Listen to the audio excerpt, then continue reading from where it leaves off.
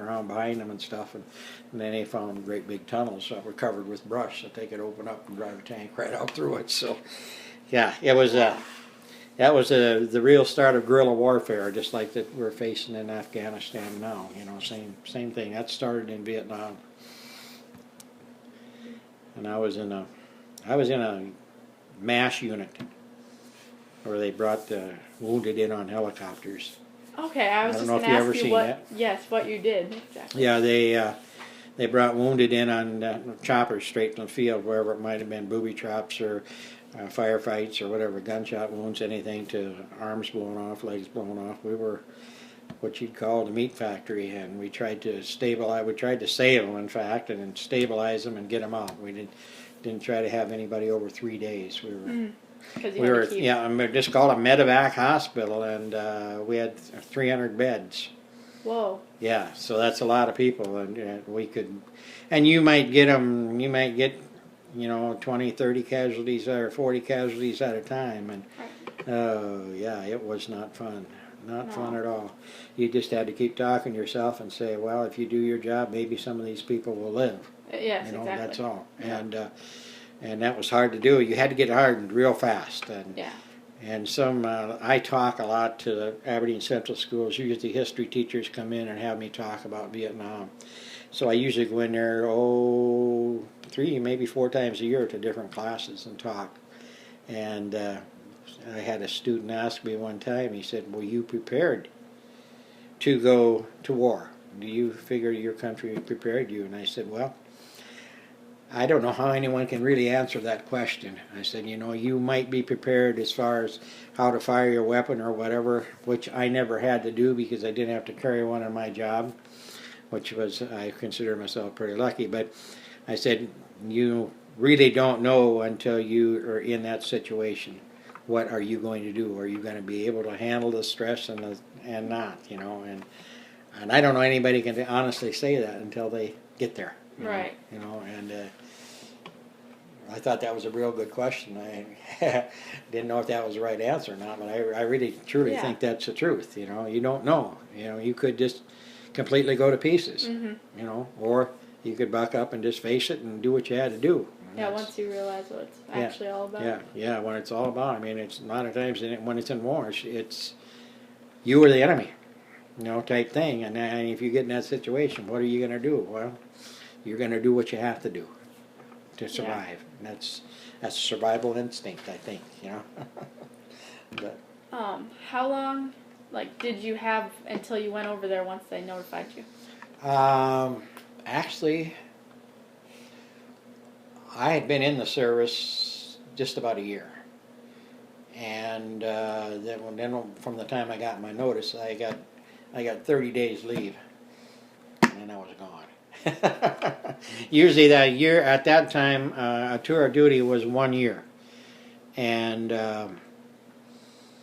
if you got under a year, you were pretty safe. You didn't think you were going to go. And I think I was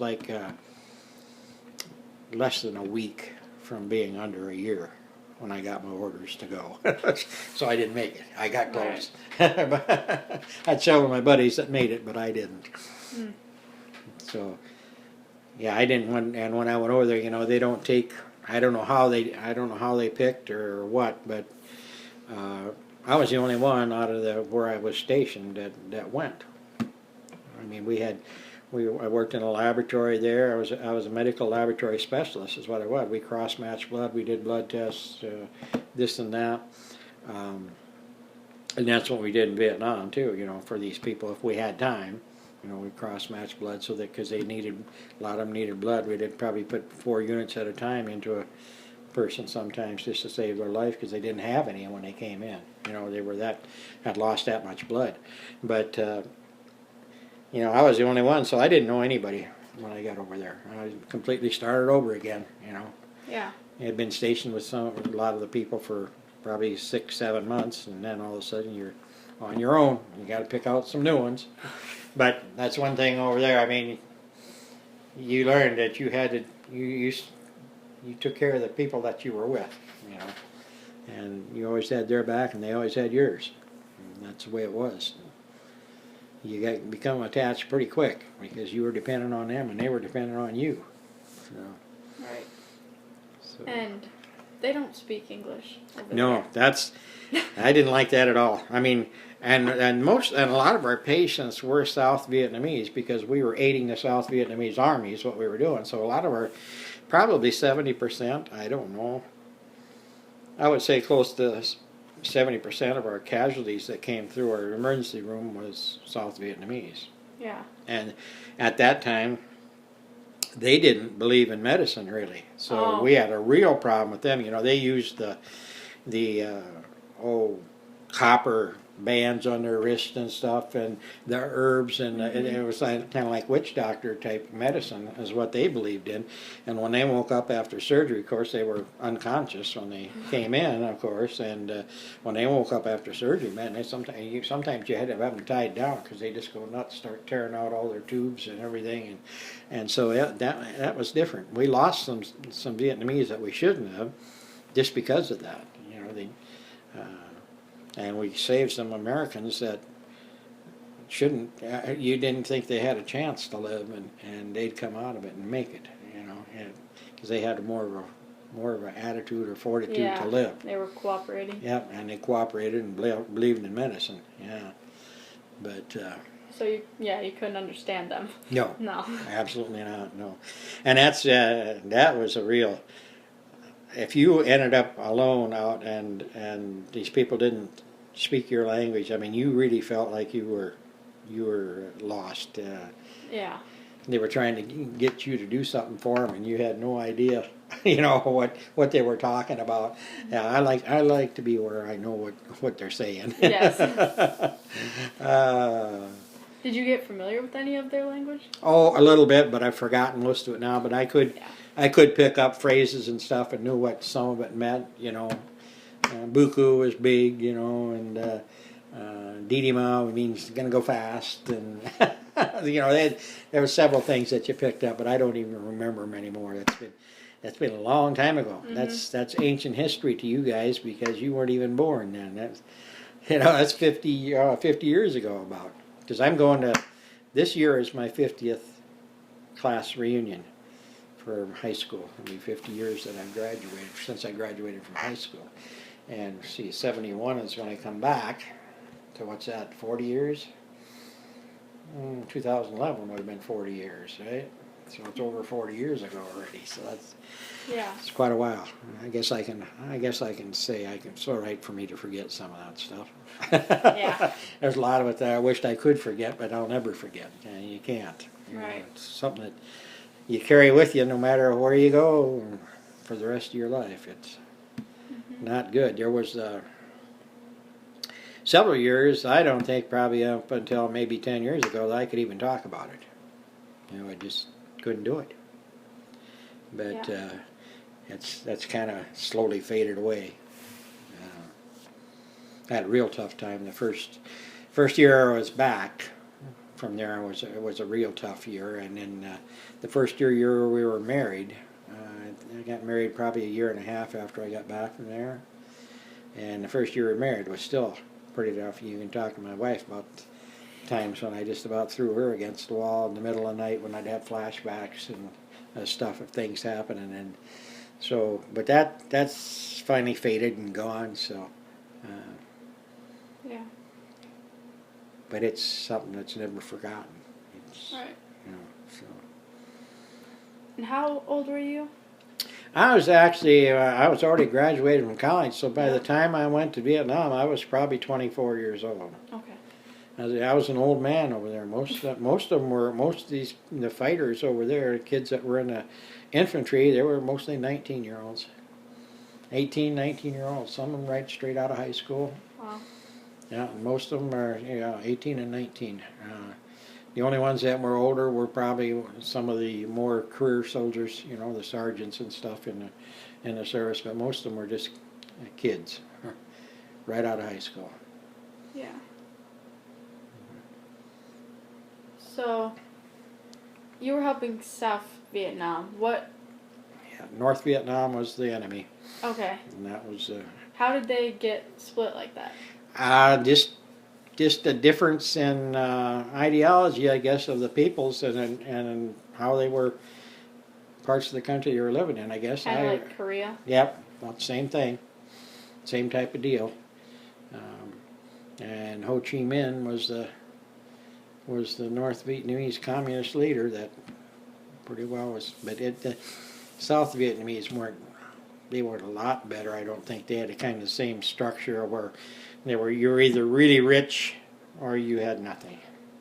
They were living in. There were people in South Vietnam that were living in big mansions and all that stuff, and most of the people were just dirt poor, no shoes or anything, and so it was not